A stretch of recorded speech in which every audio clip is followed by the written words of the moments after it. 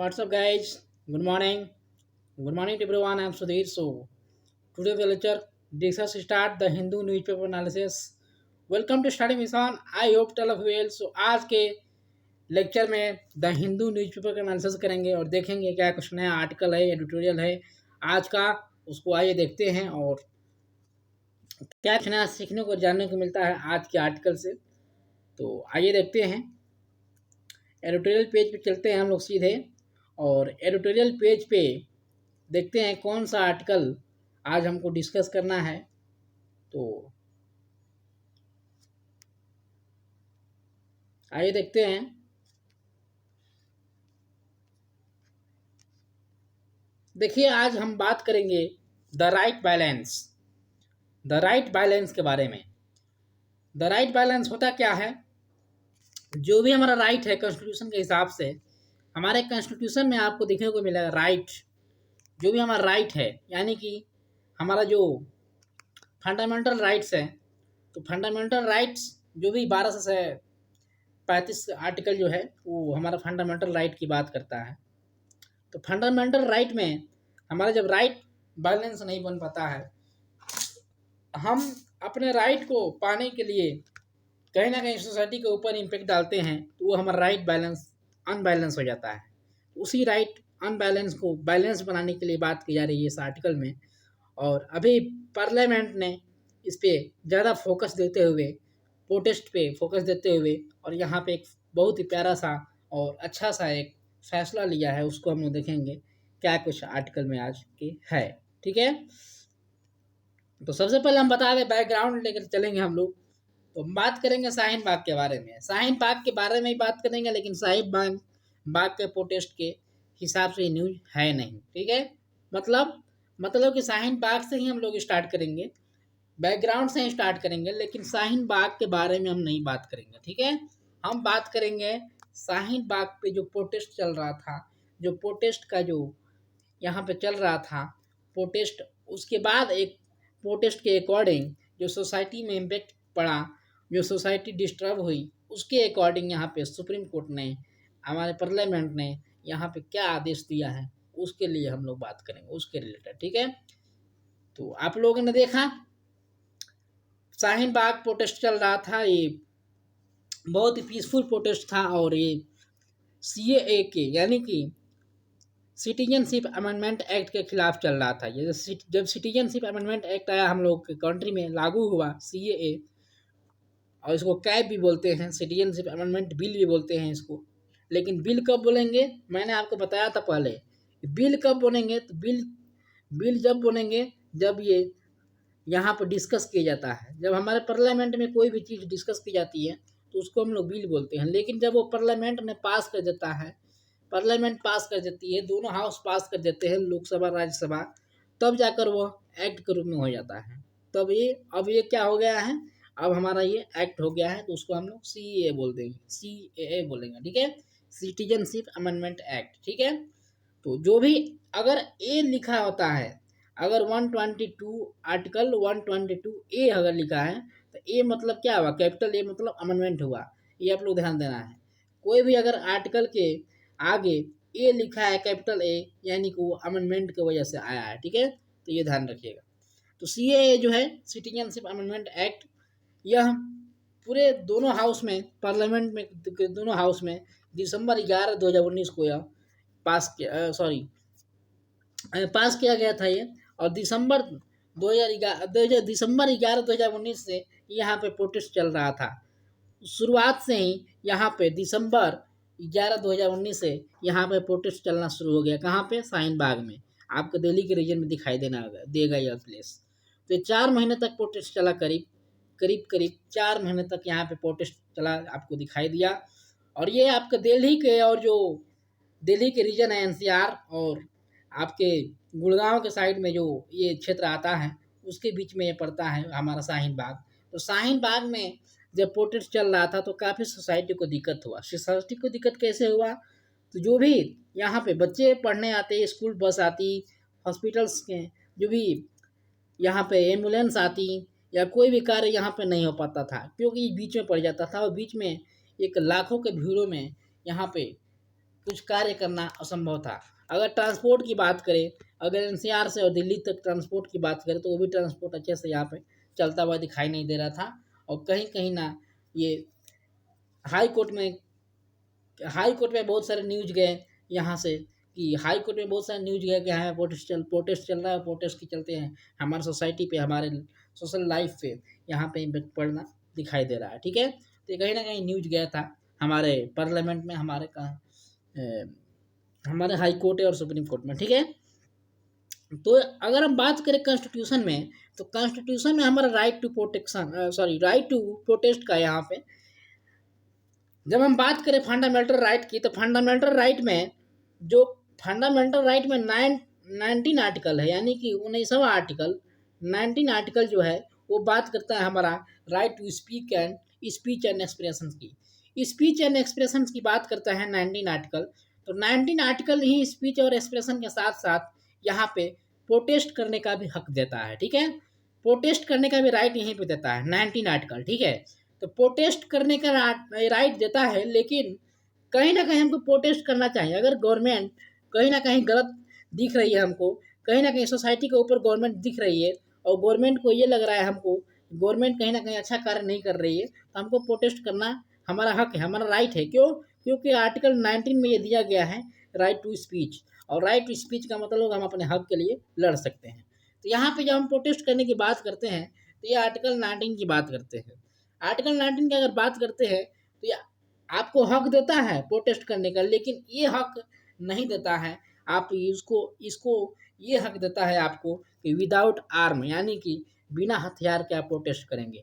ऐसा नहीं है कि आप मार काट कर प्रोटेस्ट करेंगे, ऐसा नहीं है कि आप किसी को जान से मारेंगे, ऐसा नहीं है कि आप किसी के लाइफ पे इम्पेक्ट डालेंगे, ऐसा नहीं है कि आप पूरे सोसाइटी पे इम्पेक्ट डालेंगे, लेकिन आप प्रोटेस्ट कर सकते हैं, एक पीसफुल प्रोटेस्ट करेंगे, ना कि आप हथियार के साथ प्रोटेस्ट करेंगे। तो ये हमारा आर्टिकल 19 जो है ये राइट देता है, लेकिन राइट ऐसा नहीं देता है कि आप किसी के ऊपर किसी का भी राइट छीन लेंगे। आप अपने राइट के लिए दूसरे के राइट पे अपना हक नहीं जमाएंगे, तो ये राइट नहीं देता है।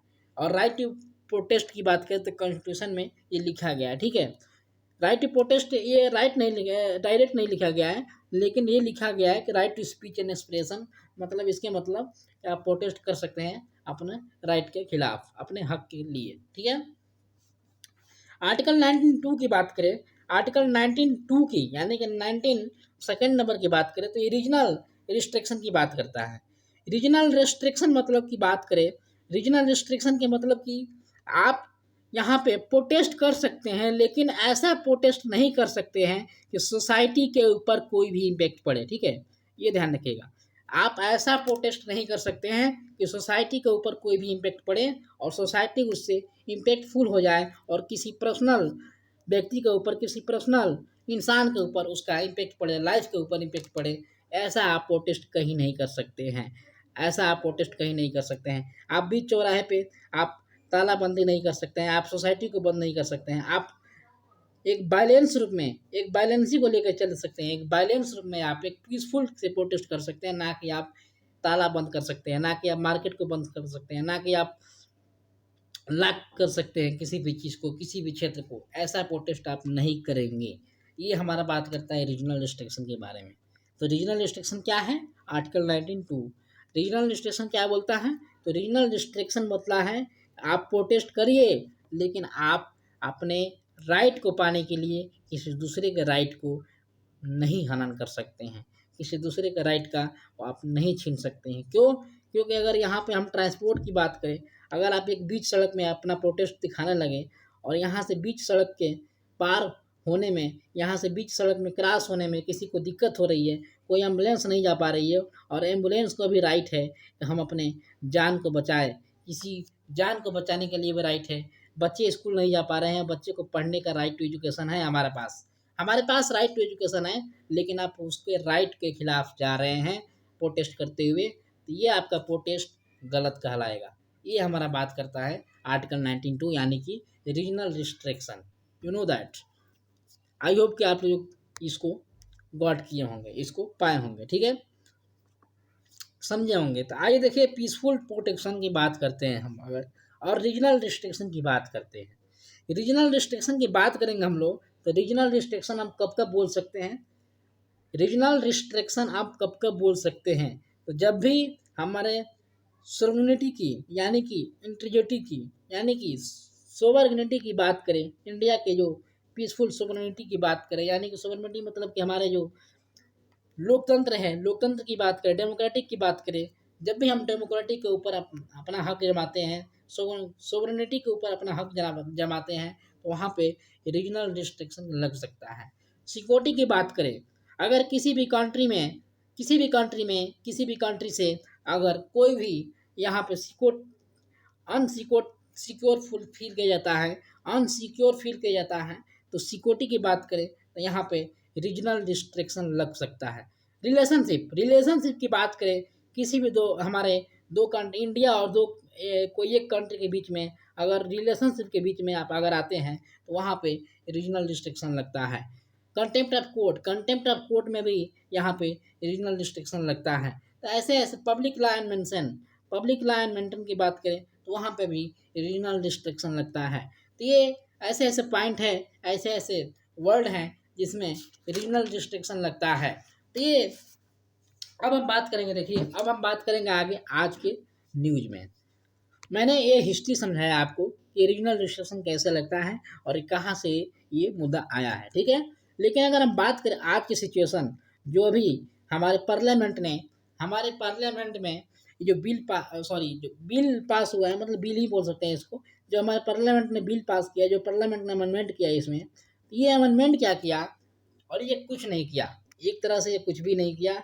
एक तरह से ना ये अगेंस्ट किया और ना ये फेवर में किया, ना ये अगेंस्ट में किया और ना ये फेवर में किया प्रोटेस्ट करने वाले को। किस लिए, कैसे, इस तरह से ये बोला कि भाई साहब आप प्रोटेस्ट करिए, लेकिन आप कॉन्स्टिट्यूशन को देखते हुए प्रोटेस्ट करिए। आप कॉन्स्टिट्यूशन को देखते हुए प्रोटेस्ट करिए।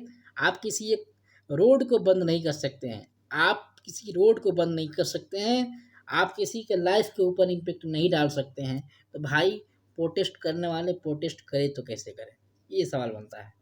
सवाल ये बनता है कि प्रोटेस्ट करे तो कैसे करे, प्रोटेस्ट कहाँ करे, अपने गली मोहल्ले में करे, कहाँ करे प्रोटेस्ट, कहाँ करे, ये सवाल बन जाता है।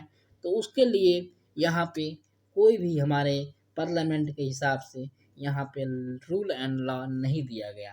तो यही बात कर रहे हैं कि पार्लियामेंट कहीं ना कहीं इसको बीच दरिया में छोड़ दिए, मतलब कि बीच दरिया में छोड़ दिए। यहाँ पे ना फेवर में बात किया, ना अगेंस्ट में बात किया तो सिर्फ अपने राइट का बात किया, अपने कॉन्स्टिट्यूशन 19 आर्टिकल का बात किया, बात वही किया जो दिया गया है कॉन्स्टिट्यूशन में।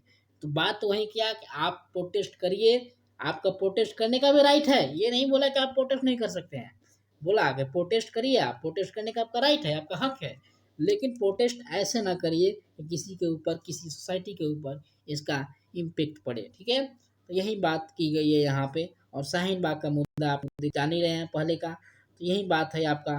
और आप प्रोटेस्ट करिए, लेकिन प्रोटेस्ट ऐसा ना करिए कि किसी सोसाइटी के ऊपर इम्पेक्ट पड़े। तो ये बात को हम लोग ध्यान रखना पड़ेगा, और ये बात को ध्यान रखकर हमको प्रोटेस्ट करना पड़ेगा, ठीक है। तो ऐसा प्रोटेस्ट ना करिए कि सोसाइटी के ऊपर इम्पेक्ट पड़े। आप लोगों का क्या राय है इस पर? सुप्रीम कोर्ट क्या बोला, सही बोला, गलत बोला, पार्लियामेंट गलत बोला, सही बोला? और ये आर्टिकल में जो दिया गया है, हमारा राइट जो दिया गया है, राइट गलत है या सही है? हम प्रोटेस्ट कर सकते हैं, कैसे करेंगे? आप लोग का राय है अगर क्या है, आप लोग उसको भी लिखिएगा। और देखिए, आप हमारे साथ Telegram, Instagram, Facebook, anywhere and social media you can follow me.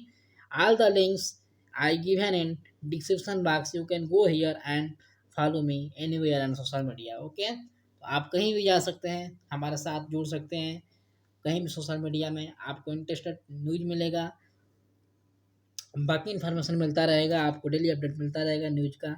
तो हमारे साथ जुड़े रहिए और देखिए, वीडियो को शेयर करिए, अच्छा लगे तो वीडियो को शेयर करिए, लाइक करिए, सब्सक्राइब करिए, अगर बेल आइकन नहीं दबाएं तो बेल आइकन दबाइए, तो आपको डेली अपडेट मिलता रहे, नोटिफिकेशन मिलता रहे। और देखिए, वीडियो को शेयर करते रहिए, अच्छा लगे तो लोगों को, अगर कुछ नहीं तो लोगों को पढ़ाइए, अगर पढ़ा नहीं सकते हैं तो वीडियो को शेयर करिए, ताकि लोग पढ़ें और आगे बढ़ें, इस देश को आगे बढ़ाना है तो, ठीक है। सबसे ज़रूरी काम है, अगर हमको अपने आप को सही रखना है, अपने देश को सुरक्षित रखना है। और देखिए, ऐसा नहीं है कि आप देश सुरक्षा आप देश रक्षा केवल बॉर्डर पे जा कर सकते हैं। आप बॉर्डर पे न जाए हुए भी अपने देश की रक्षा कर सकते हैं। आप किसी को पढ़ाइए, वो 10 लोगों को पढ़ाएगा, वो 20 लोगों को पढ़ाएगा, वो 50 लोगों को पढ़ाएगा, और ये पूरा हमारी सोसाइटी एक एजुकेशन सोसाइटी हो जाएगी। तो ये कहीं ना कहीं आप अपने देश के प्रति इच्छा जागृत कर रहे हैं। तो ये ऐसा नहीं है कि आप बॉर्डर पे जाकर सुरक्षित रह करेंगे अपने देश को, अपने सुरक्षित देश को अपने घर में बैठकर भी कर सकते हैं। तो ठीक है, ऐसे ही शेयर करिए वीडियो को और आगे बढ़ाइए और अच्छे से एंजॉय करिए, लाइफ कर एंजॉय करिए। Thank you for listening. जय हिंद।